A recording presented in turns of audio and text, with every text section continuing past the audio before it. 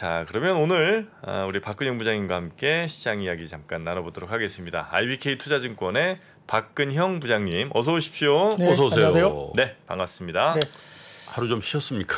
네, 뭐 2, 3일 동안 그래도 잠도 좀 자고요. 네. 뭐좀 전엔 잠을 안 주무셨어요? 근데 아이가 둘째가 7살인데 네. 주말엔 또 놀아줘야 되니까 또 나름 이제 스케줄이 또 있는데 네. 이번에는 또 조금 쉬긴 했습니다.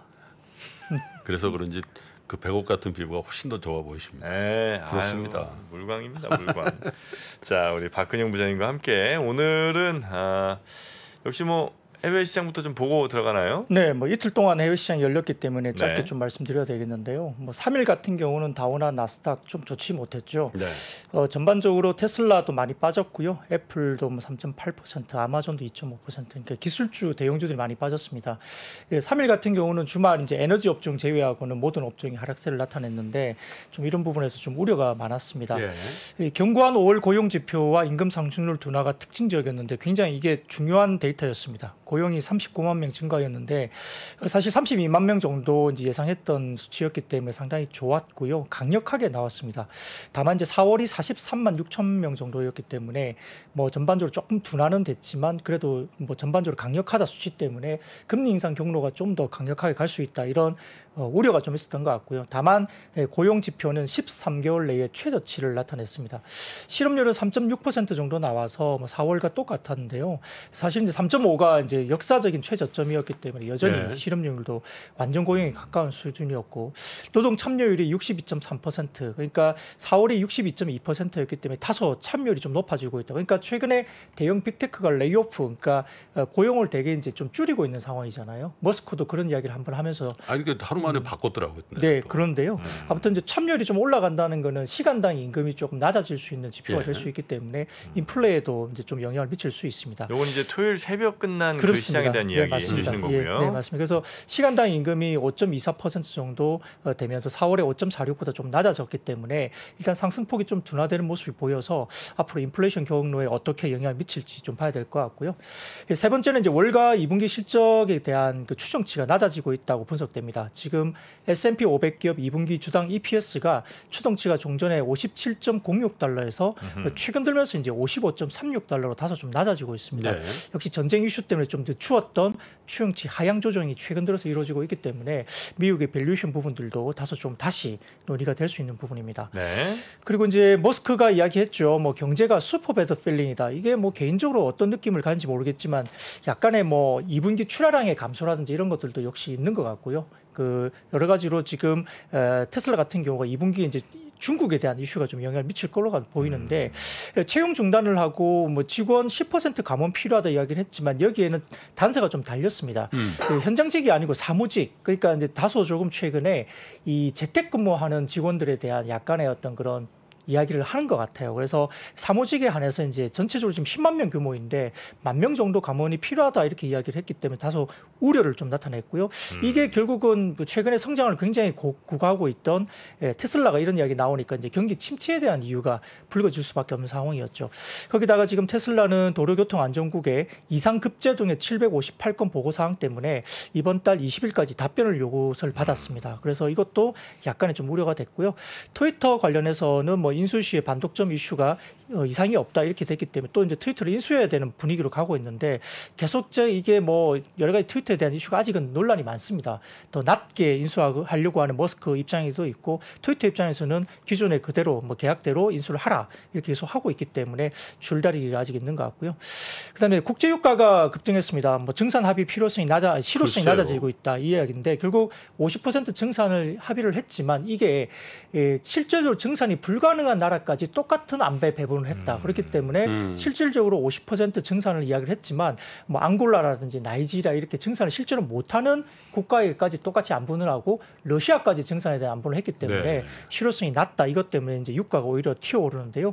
미국은 아시다시피 드라이빙 시즌이 들어갔고 중국이 팬데믹으로 다시 조금 이제 봉쇄가 완화되면서 수요가 회복하고 있는 구간이어서 국제 유가가 더 올라가고 있는 모습입니다.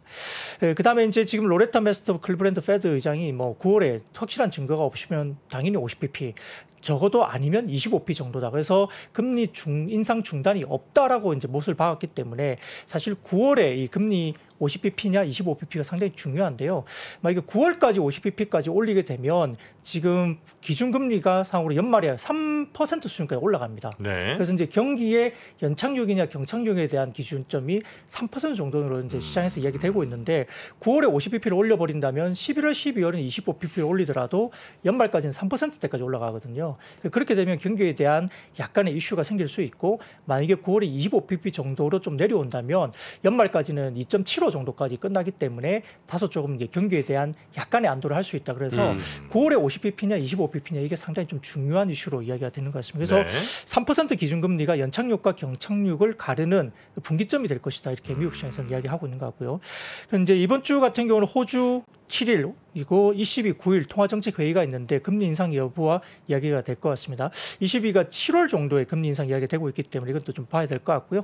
특히 중요한 것은 이제 10일 날 지금 5월 소비자 물가지수 CPI가 굉장히 중요합니다. 그래서 헤드라인이 8.3, 근원 물가가 5.9 정도로 작년 대비 이야기가 되고 있는데 4월이 이제 지금 근원 물가 수준이 6.2였기 때문에 이번 발표되는 5.9라고 하면 만약에 그 맞춰진다면 상당히 좀 안도할 수 있을 것 같고 그다음에 전월 대비로도 4월이 0.6이었는데 이번 달에 나오는 것이 0.5로 나온다면 조금 안도를 할 수 있는데 상당히 중요한 지표가 될 가능성이 높습니다. 소비자 물가 지수가 만약에 좀 높게 나온다면 시장은 다시 금리 인상 경로에 대한 강력한 드라이브가 걸릴 수 있다는 것 때문에 아마 좀 우려스러운 어떤 분위기가 될 수도 있습니다. 네. 그리고 이제 오늘 새벽에 끝난 거는 뭐 간단하게 말씀드리겠습니다. 뭐 다우도 그렇고 나스닥도 대부분 다 강보합세로 끝났습니다. 근데 WTI 그 원유가 118.5달러 다소 좀 계속 강세를 나타나고 있고요. 10년물 국채금리가 글쎄요, 저게 3% 넘어갔더라고요. 맞습니다. 3.038 이렇게 올라왔는데요. 네. 이게 이제 국채금리가 올라가다 보니까 이제 약간 성장주에 대한 여러 가지 부분들이 좀 경계를 나타낼 수밖에 없죠. 그런데 빅스는 25.07로 그래도 아직까지는 조금 뭐 급하게 올라가지는 않는 모습이고요. 달러 인덱스가 102.404. 그러니까 지난번 100일 정도의 중순 정도 때 나타냈는데 다소 달러 인덱스가 올라가서 달러 원 환율이 다소 1250원대 위로 올라왔습니다. 그래서 이 부분도 오늘 외국인 수급에는 다소 좀 부정적인 영향이 있을 수 있다 볼 수 있습니다. 네. 그래서 오늘 새벽에 미국장은 금요일 하락한 대형 기술 중심으로 일부 되돌림이 유입됐고요. 중국 경기에 대한 긍정적 소식과 뭐 클린 에너지 지원 정책 때문에 태양광과 2차 전지 이쪽이 굉장히 강하게 올라왔습니다. 금일 우리나라 시장에도 이 부분에 긍정적인 영향을 미칠 걸로 보이고요. 10년물 국채금리 3% 상회했기 때문에 역시 시장은 변동성 확대 국면으로 뭐 볼 수 있겠습니다. 이제 뭐 국내 시장 흐름은 아주 간단하게 말씀드리겠습니다. 뭐 수급은 뭐 기관들이 좀 매수를 했고요. 개인들이 역시 팔면서 외국인들은 중립적인 입장으로 뭐 금요일 날 마감이 됐습니다. 역시 이제 외국인들이 선물을 2,100억 이상 사면서 기관의 프로그램을 좀 유입시켰다 이렇게 볼 수 있겠고요. 인플레이션 압박 완화 기대감 유입 때문에 뭐 그때 금요일 같은 경우는 오펙 플러스 증산 이슈가 나왔으니까 다소 조금은 완화 기대감이 유입이 됐는데 오늘은 또 좀 다른 이야기로 바뀐 모습입니다. 국내 5월 소비자 물가가 5.4% 올라서 지수 상단을 상당히 제한하는 이슈로 금요일 날 이야기됐고요. 외국인 선물 포지션이 확대되면서 일단 현물 매수세는 주춤하다. 그러니까 사실은 별로 시장을 사주고 있지 않다라고 보시면 될 것 같습니다. 그리고 이제 금요일 같은 경우는 뭐 신재생 에너지라든지 뭐 전력 설비, 건설 기계, 그다음에 영화 관련된 주, 그다음에 반도체 이런 부분들이 이제 다소 긍정적으로 움직였던 하루였고요. 5월 고용 보고서 아까 말씀드렸던 그런 부분들에 대한 발표 앞두고 관망 심리를 보이면서 2,670선에서 금요일 날 국내 시장은 등락을 반복했던 하루였습니다. 네. 오늘 시장 좀 어떻게 접근하는 게 좋겠습니까? 네, 이제 그 주말 사이에 미국이 별로 안 좋았고 오늘 새벽은 강보합이었는데 어제 같은 경우는 아시아 증시가 상당히 좋았어요. 특히 네. 중국 시장도 상당히 많이 올랐는데 일부 빅테크 기업에 대한 규제가 완화되는 소식도 있고 그다음에 봉쇄가 또 완화된다. 그리고 태양광 관련된 섹터 관련해서 중국과 미국에서 동시다발적으로 호재가 나왔기 때문에 상당히 좋았습니다. 그래서 미국 증시 호재성 제로 유입된 업종, 그러니까 태양광이나 2차 전지 쪽에 대한 섹터가 오늘도 국내 시장에 긍정적인 영향을 좀 미칠 가능성이 높다 보면 될 것 같고요. 다만 이제 금요일 날에 이제 미국 시장에서 마이크론에 대한 투자 의견 목표가나 투자 의견이 하향 조정됐습니다. 이게 이 종목에 대한 우려가 아니라 약간의 업황에 대한 우려가 좀 나온 것 같아요. 이 부분에 대해서 오늘 뭐 한국 시장에서 하이닉스나 삼성전자에 대한 이슈가 어떻게 외국인들의 수급이 될지 좀 보셔야 될 것 같고요. 이 부분은 다소 좀 이제 최근에 뭐 PCB 패키지 기판도 그렇고 다소 좀 부러뜨리는 리포트가 좀 나오고 있잖아요. 반도체 관련 업황에 대해서도 마이크론에 대한 이슈가 결국은 단일 어떤 종목에 대한 이슈가 아니기 때문에 네. 이 부분이 오늘 조금 지켜보셔야 될 부분이고요. 그다음에 달러 강세 아까 말씀드린 대로 이제 지금 달러 인덱스가 102 중반까지 올라왔기 때문에 다시 이제 달러 강세로 좀 돌아서면서 외국인 수급에 다소 부담이 될 수 있습니다. 그래서 이제 주말 사이와 이제 어제 오늘 아침에 대한 이슈를 좀 복합적으로 해보면 뭐 선물 지수 관련해서는 코스피가 약 0.7% 내외에 다소 좀 하락 출발 예상이 됩니다. 그 이후에 이제 지금 시장에서 어떻게 외국인 수급이 유입이 될지 아니면은 반도체 관련 쪽을 좀 팔면서 다소 좀 짓누를지 좀 보셔야 될 것 같고요. 그 야간 선물 기준으로 그렇단 말씀이시죠? 그렇습니다. 네, 그렇습니다. 그래서 코스피는 다소 이제 하향 출발될 것 같은데요. 말씀드렸던 외국인 순매수 지수 여부가 좀 필요하고 지수보다는 기업에 좀 네. 집중하고 섹터에 좀 집중한 전략 필요할 것 같습니다. 네. 중국의 빅테크 규제 완화라는 건 디디출싱의 조사가 마무리되고 네, 그렇습니다. 신규 가입 금지가 곧 해제된다라는 그런 뉴스 네. 말씀하신 것 같고요. 네. 자, 그리고 뭐 몇몇 또 우리 시장에서 살펴봐야 될 이슈들 좀 정리해 주시죠. 네, 일론 머스크 관련해서 뭐 인력 과잉 발언을 번복을 했습니다. 말씀드린 대로요. 지금 바이든 대통령이 이제 일론 머스크하고 되게 대척점이 좀 있는 것 같아요. 그러니까 정치적인 이슈도 약간 대척점이 있는 것 같아서 그런데요.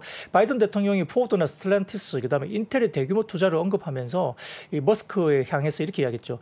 달여행하는 것에 대해서 행운을 빈다라고 약간 빈정거리는 말을 했어요.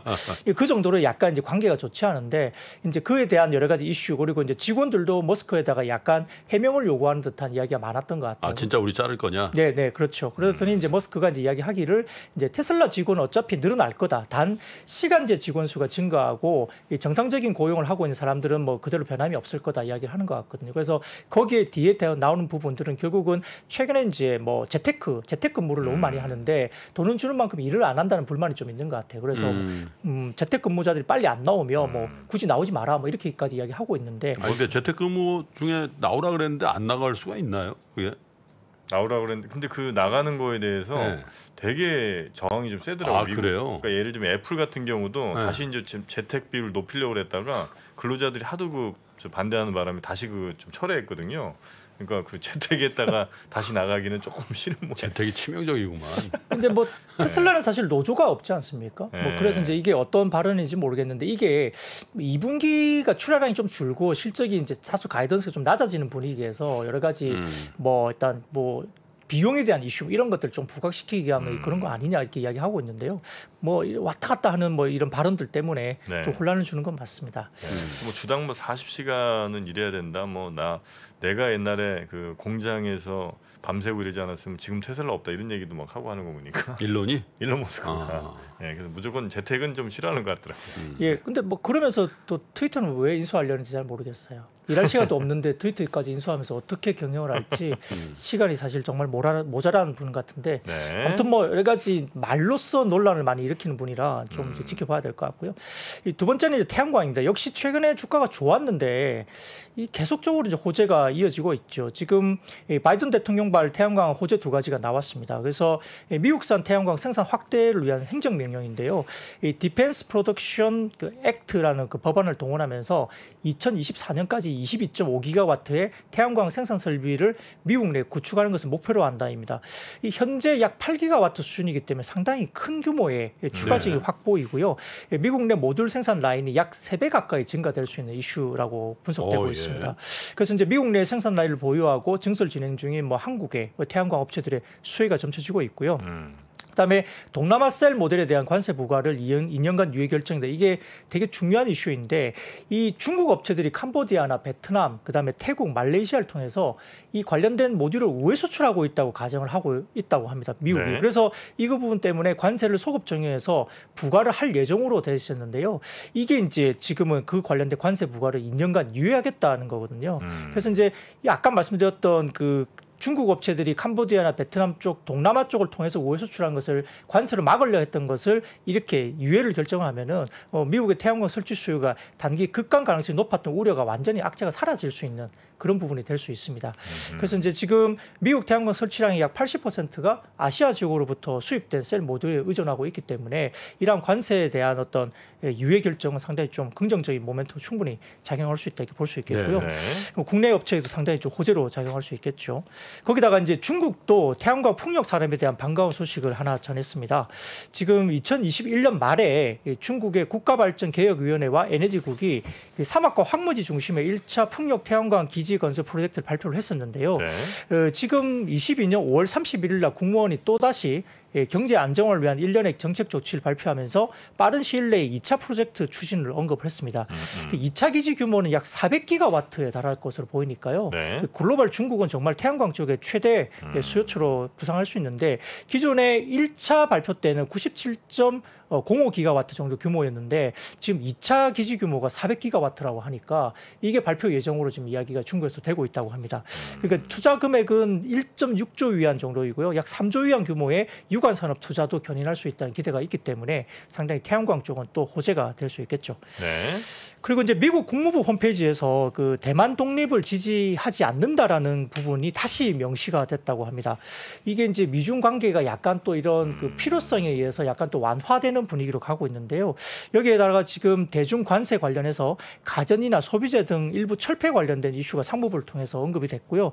다만 이제 철강이나 알루미늄 등은 유지를 한다라고 이야기돼 있는데 관세 만기가 지금 7월 6일과 8월 23일이니까 7월 중에 아마 이 관련된 가전이나 소비재에 관련된 일부 관세가 조금 이제 철폐되거나 낮아질 수 있죠. 그 부분은 상당히 좀 시장에서 이 관련된 섹터 부분에서는 호재로 될 수 있는 영역이니까 네. 한번 이 부분이 발표될지는 상해 같은데 락다운이 해제되면서 그런 걸로 이렇게 이어지면은 비교적 그 경기 상황에 대해서도 좀 좋게 작용하고 우리는 좀 좋아지겠죠. 그런 상황이면. 예. 자, 그리고 애플 관련된 뭐 소식이 있습니까? 네, 애플이 이제 지금 AR, VR 헤드셋 관련된 이야기가 나왔는데 이미 이제 기계는 만들어진 걸로 보여요. 그러니까 본인들이 이사회 내에서는 이제 시연을 했다는 이야기가 이미 들렸기 때문에 그런데요. 지금 홀리우드 감독들과 이제 컨텐츠를 논의하고 있다 이렇게 이야기가 소식이 들렸습니다. 근데 마침 이제 WWDC 그러니까 이게 세계 개발자 회의인가요? 이게 아마 오늘 2시인가 이렇게 열리는 걸로 알고 있습니다. 그래서 이 부분에서 뭐 제품이 소개될지는 모르겠지만 여러 가지 이슈들이 좀 부각될 수 있는 상황이라 오늘 이제 오후에 이 부분이 열리면서 이제 IT 쪽에 대한 어떤 변화가 오후장에 오늘 영향을 좀 미칠 수 있다 볼 수 있겠고요. 그다음에 이제 지금 우리가 방위 산업 관련된 이야기가 좀 많은데요. 뭐 폴란드가 뭐 국산 FA50 관련된 48대 구매 의사를 남겼다고 합니다. 이게 이 대당 500억 정도 수준이라서 약 2조 원 넘는 재파 가능성이 있다고 보는데 아무래도 이제 유럽 쪽은 이제 미국산을 도입을 하기를 원하겠죠. 근데 미국산이 비싸기 때문에 뭐 국산이라든지 뭐 이탈리아산도 여러 가지 보고 있지만 성능이나 가격으로 봐서는 국산에 대한 효과가 상당히 높다고 보고요. 가성비가 좋다. 네, 그래서 굉장히 좀 지금 수출 관련된 이슈가 될 수 있어서 이 카이 부분에서는 상당히 조금 여기에 대응에 분주한 것 같고 일단 우리가 쉬는 그 연휴 사이에 이 이야기가 나왔기 때문에 국방 관련된 방위 산업 관련된 쪽도 조금 오늘 지켜보셔야 될 것 같습니다. 네. 더군다나 뭐 우크라이나 외교 차관이 뭐 결국 방한하셨죠. 방한하셔가지고 뭐 재건 관련된 이야기가 본격적으로 이야기 될 수 있어서 또 뉴스가 만약에 또 장중에 나온다면 이 재건 관련된 섹터도 아마 오늘 조금 움직임이 혹시나 있을 수 있어서 한번 갖고 왔고요. 그다음에 이제 지금은 이제 천연가스 이야기가 많이 나옵니다. 가격이 많이 올라오고 유가까지 올라가는 분위기이기 때문에 이 러시아 쪽의 천연가스를 대안을 유럽 쪽에서 찾고 있습니다. 그래서 지금 이스라엘과 이집트 쪽으로 곧 계약한다는 이야기가 좀 유럽 쪽에서 나왔는데요. 지금 이스라엘이 생산하는 천연가스를 이집트에서 액화를 한 다음에 유럽 쪽으로 공급하는 방향 이야기가 되고 있습니다. 그래서 지금 작년 같은 경우는 지금 이집트 쪽에서 유럽향 쪽으로 한 200만 톤 정도 수출을 했던 걸로 보이는데요. 이게 만약에 계약이 되면 뭐 900만 톤 이상 뭐 수출 계약이 될 수 있다 이야기가 되고 있는데 이렇게 되면 뭐 천연가스 관련된 일부 좀 가격을 좀 누그러뜨릴 수 있는 이슈가 될 수도 있는 점에서는 좀 정말 이렇게 되는지 계약과 관련된 부분들이 진행될지 좀 지켜보셔야 될 것 같고요. 네. 역시나 이제 인플레 관련해서는 뭐 세계 식량 가격이 이제 2달째 소폭 하락세를 보였습니다. 다만 이제 곡물이라든지 육류는 좀 상승세가 유지됐는데 우리가 알고 있는 뭐 해바라기 씨유를 포함한 유지류는 약 3.5% 그리고 유제품은 3.5%도 똑같이 빠졌고요. 설탕도 1.1% 다소 하락세를 보였습니다. 네. 국내 제분이나 사료, 그다음에 전분당, 대두 가공 업체들이 오는 8, 9월 정도까지는 사용할 수 있는 공문 재고를 이미 보유하고 있는 걸로 확인되고 있는데 이게 정말 뭐 식량 가격이 좀 더 빠져준다면은 인플레도 좀 잡힐 수 있는 약간의 긍정적인 요인인데요. 좀 더 길게 간다면 좀 문제가 또 되겠죠. 근데 푸틴이 이 우리가 이제 쉬고 있는 그 사이에 러시아 통제가 가능한 항구에서 무조건 우크라이나 곡물 수출을 지원하겠다 이렇게 이야기를 했는데 사실 우크라이나가 지금 수출하지 못하는 곡물이 전체 곡물의 절반 이게 2천만 톤 정도 되거든요. 네. 그래서 정말 조금 푸틴과 관련된 이 부분에서 항구에 대한 수출 지원이 조금 열린다면은 곡물 관련된 부분들도 조금 이제 여유가 생길 수 있는데 근데 이제 푸틴도 여러 가지 뭐 조건이 있겠죠. 그 조건이 과연 들어줄 수 있는 조건인지를 일단 먼저 봐야 되겠지만 좀 가시성을 좀 높여줄 수 있는 이야기가 될 수 있는지 좀 지켜보겠습니다. 네. 그리고 애플 그 세계 개발자 컨퍼런스 WWDC 이거가 이제 M2라는 맥용 프로세서가 이제 공개가 됐고요. 발표가 됐죠. iOS 16도 역시 공개가 됐다고 합니다. 네. 그 외에 이제 아마 감독들 만나고 한 거는 뭐 또 다른 이제 내부적으로 아마 이야기들이 좀 나오고 있는 것 같습니다. 네. 자, 그리고 범죄 도시가 900만 돌파했군요. 네, 뭐 개봉 20일 만에 900만 돌파를 했기 때문에 사실 뭐 네. 1000만 돌파는 사실 가능성이 굉장히 높다고 19금이잖아요. 예. 15세. 이거 15세. 15금인가? 예. 1편은 19금이었는데 아, 요거는 이제 1000만 가야 그렇구나. 되니까 15로 좀 낮춘 거 아닌가. 15금. 네, 그렇습니다. 그래서 이제 뭐 이 정도면은 아마 속도로 봐서는 아마 네. 1000만 돌파가 최근 몇 년 사이에 처음으로 나올 것 같은데요. 그러네요. 역시 컨텐츠의 중앙이 여기에 대한 뭐 이슈가 되겠죠. 주라기 월드도 200만을 넘었습니다. 뭐 재미없다 하시는 말씀도 많지만 네. 그래도 어쨌든 최근에 극장에 대한 수요가 있다는 것은 증명이 되고 있는 상황이고요. 더군다나 이제 탑건이 이제 6월달에 개봉이 됩니다. 네. 근데 지난 금요일날 롯데 쇼핑이 주가가 좋았거든요.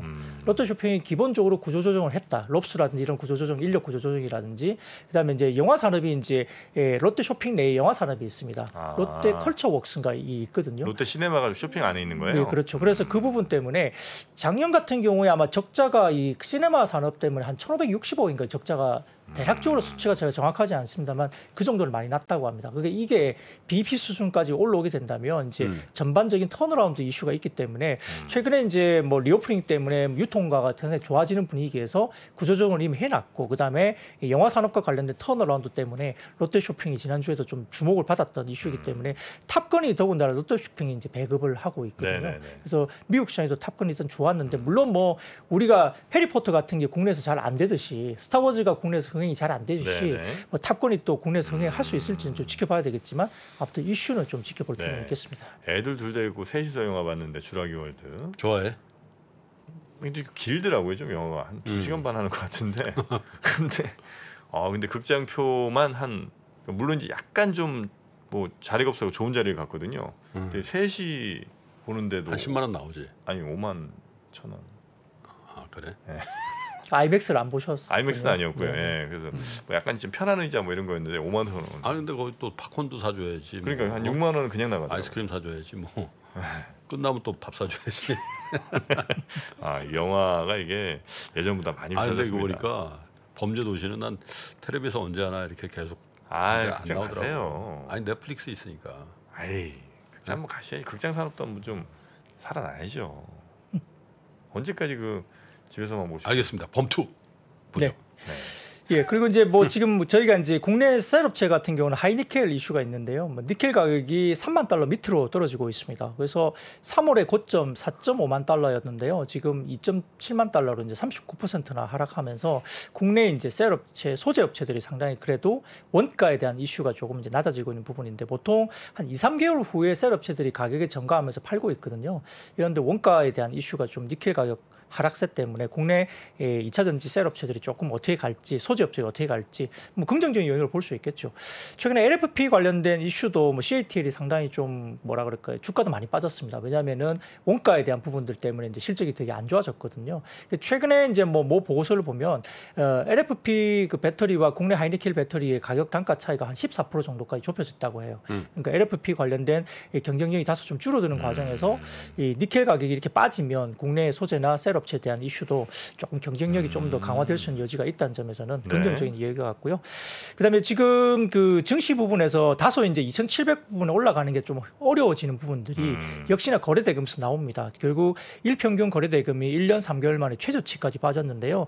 1월에는 일평균 거래대금이 20.7조, 그다음에 3월에는 18.6조, 5월에는 16.8조 이렇게 떨어지고 있거든요. 근데 6월 지금 며칠 동안 좀 해보니까 일평균 거래대금이 14.4조로 떨어지고 있습니다. 그러니까 증시의 거래대금이 약간 이렇게 줄고 있다는 것은 추가적인 상향에 대해서 좀 약간 두려워하고 있다는 모습도 보이고 있기 때문에 힘이 좀 없다는 측면에서는 다소 좀 고점에 대한 이슈가 단기적인 박스권에 대한 고점에 대한 이슈가 좀 있을 수밖에 없고요. 그래서 이 부분도 좀 고려하시면서 조금 더 올라가면 현금을 좀 늘려놓는 전략도 좀 필요할 것 같습니다.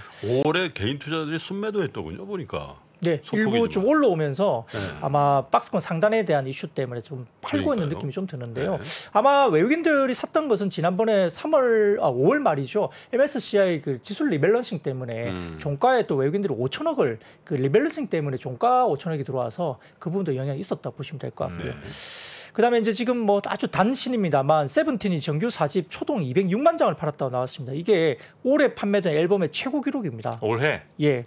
그래서 발매 후 일주일간 음반 판매량을 집계하는데 초동 판매량인 거는 발매 후 일주일간 음반 판매량을 이야기한다고 하는데 이게 206만 장 일주일 만에 팔렸다고 하는데 이 세븐틴이 이제 플레디스 센터라는 쪽에 이제 소속되어 있습니다. 근데 플레디스 센터는 하이브 밑에 있는 회사이거든요. 그래서 이 부분이 하이브 쪽에 어떤 영향을 미칠지 뭐 이것도 한번 지켜볼 필요는 있겠습니다. 하이브 소속이나 마찬가지겠네요. 그렇죠. 네, 네, 맞습니다. 세븐틴이 그래서 BTS 뭐 동생 그룹이다 이런 얘기가 좀 있었죠. 네, 세븐틴 17명이에요?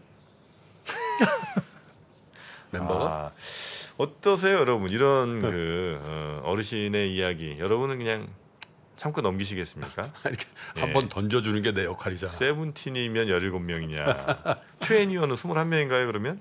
네, 자 우리 김프로님께 여러분의 아낌없는 비난 부탁드리겠습니다. 2NE1은 2NE1이야 21이 아니고. 자 우리 박근영 부장님 고생 많으셨고요. 박근영 부장님까지 이 험악한 댓글 보시게 할 수는 없습니다. 얼른 들어가시기 바랍니다. 네, 고맙습니다. 감사합니다. 안녕하세요. 안녕하세요. 최준영입니다. 많은 분들께서 지구본 연구소에 보내주시는 사랑 항상 감사하고 고맙게 받고 있습니다. 여러분들께서 좋아해 주시는 만큼 저도 즐거워야 되는데 사실 제 마음속에는 항상 고민이 하나 있었습니다. 단순한 지식이 아니고 어떻게 하면 지혜를 잘 쌓는 방법을 여러분들과 함께 할 수 있을까, 이런 고민 끝에 부족하지만 제 나름의 해답을 위즈덤 칼리지에 담았습니다. 개별적 지식을 하나 둘씩 연결해서 지혜를 축적해가는 시간, 조금이라도 더 많은 분들과 나누고 싶습니다. 꼭 함께 해주세요. 감사합니다.